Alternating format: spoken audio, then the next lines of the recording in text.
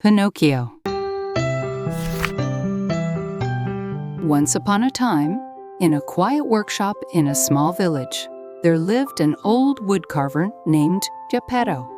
Geppetto was carefully carving a wooden puppet, putting his heart into each and every cut. At last, you're finished. Your name shall be Pinocchio. At that moment, Pinocchio blinked his eyes. Oh my goodness! You're moving. You're alive. This is truly a miracle.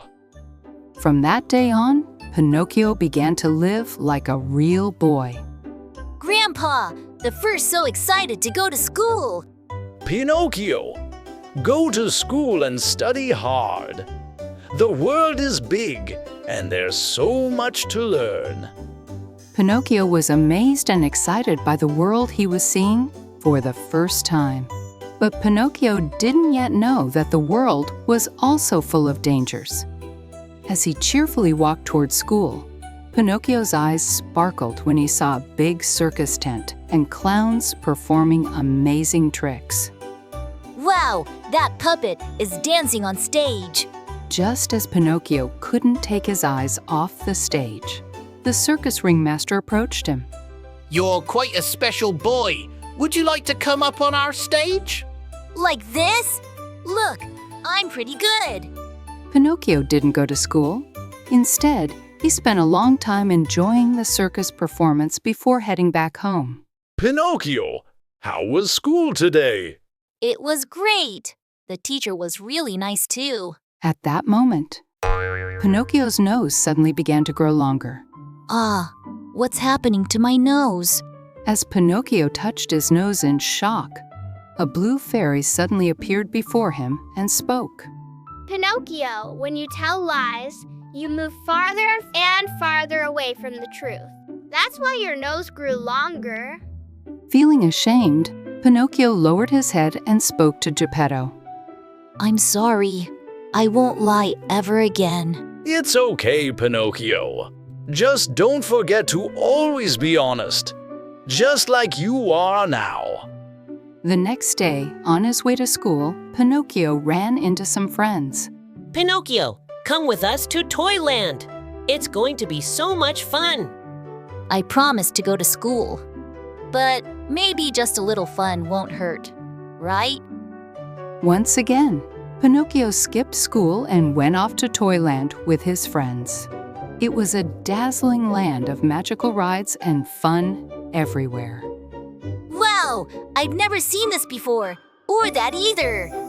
Amid the bright lights and cheerful music, Pinocchio forgot all about school and played excitedly with his friends until something unexpected happened. Huh? What's this? Something's wrong with my ears. Not only Pinocchio, but also his friends who were playing with him had their ears turning into donkey ears. And not just their ears, their faces were slowly changing into real donkeys too. No, I want to become a real boy. Realizing that if he stayed any longer he would turn into a donkey, Pinocchio quickly ran away from Toyland. Below the cliff lay a vast ocean, but Pinocchio gathered his courage and leapt into the water. But as Pinocchio tried to escape through the sea, a giant whale approached, opened its enormous mouth, and swallowed him whole. Oh my God! Where am I? Is anyone here? As Pinocchio carefully took a few steps forward, he spotted a familiar face in the distance. It was Geppetto. He ran toward him at once. Grandpa, what are you doing here? Pinocchio, I went out to sea looking for you, but I got caught in a big wave and swallowed by the whale. That's how I ended up trapped in here. I'm really sorry. I didn't know something so dangerous could happen if I didn't listen to you, Grandpa. It was dark inside the whale, but their hearts were warmed by each other's presence.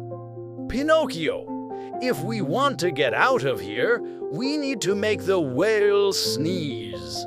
The two gathered pieces of wood and carefully lit a small fire. The firelight lit up the whale's belly, and as the smoke spread, the whale twitched its nose and let out a huge sneeze. At that moment, the two were launched outside of the whale. They fell into the sea and were safely carried to the shore. Pinocchio, please, open your eyes. At that moment, it was as if Geppetto's heartfelt wish had reached Pinocchio. Grandpa, I'll never make you worry again. Pinocchio promised that he would never lie again. At that moment, the blue fairy appeared before Pinocchio once again. Pinocchio, you have learned so much. Truth, courage, and even love. Now it's time for you to become a real boy. A warm light spread from the blue fairy's fingertips. The light gently wrapped around Pinocchio. My child has truly become a real boy.